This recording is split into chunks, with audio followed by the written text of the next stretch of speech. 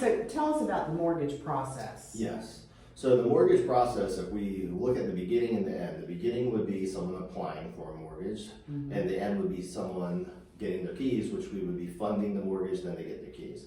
So if we start with applying for a loan, that's, for a lot of people, they're scared a little bit. They're like, oh, I don't know if I'm going to get this. Yeah. And then they're curious, they're excited. And then I say, yeah, here you go. You're qualified for this amount. And this is how much you're going to need down. I give them all the information so they kind of know what to go in. So now they get to go look for a house. So that fun part. Yeah, the fun part. So they get to go look at the house, they get excited, you guys take them, they make an offer, which would then be the second part of the mortgage process. Right. Then that offer gets accepted, you guys would send me the contract. So now I have the contract, I trigger for initial disclosure, so the borrower then gets to see the breakdown, the loan estimate, all the stuff that comes into the mortgage process, and they sign off all that stuff and then give us the rest of their documents we might still need, maybe updated pay stubs, bank statements, all that.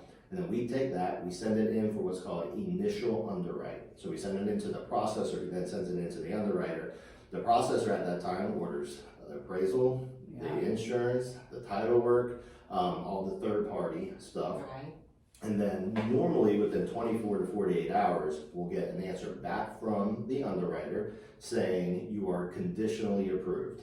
And that just means you're approved based on these conditions. Yeah. And most of those conditions are, we still need the appraisal, we still need the title work, we still need the insurance, and then there may be a couple of things from the buyer we still need. Maybe their pay stub was a little blurry and they needed a new pay stub, or maybe the income is variable, like 40 hours one week, 36 hours the next week, so we want a verification of employment from the employer. So there might be 3 or 4 conditions from the borrower, and then the other conditions from the appraisal, the title work, and stuff like that. Right. So then we spend normally about another week collecting those documents from all parties, and then we send it back into underwriting for a final approval. And if we get yes, awesome. If not, there could be 1 or 2 more things they want changed on the title work, or the appraiser might have to adjust 1 or 2 things. So then we submit it in again for a clear to close. And that's what everybody hears, CTC, clear to close. We love clear to close, our favorite. And that's typically about 3 weeks to get to that point. Yeah. A lot of people think, oh, it's done.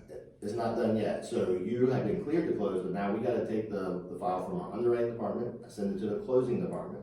The closing department makes sure we have all docs and everything we need to send to the attorney's office, so that the paralegal and the attorney can review all the stuff.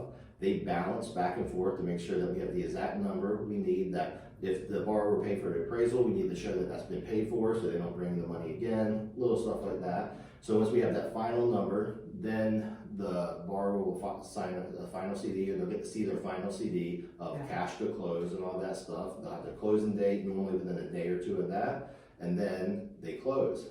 Still not done.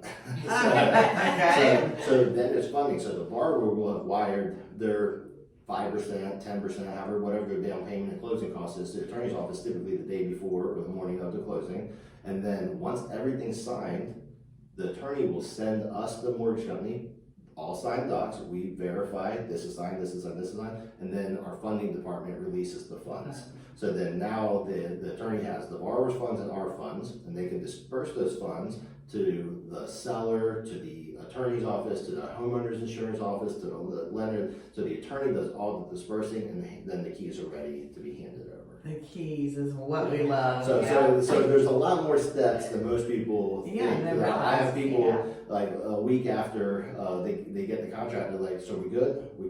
And I was like, oh, we need an updated bank statement, or you have a really large deposit in one of your bank statements. We need to show what that was for, where it was from. And they're like, you don't need to know this. And I was like, well, I don't, but the guidelines state that the investor's giving you $200,000, they're allowed to ask for what they want. And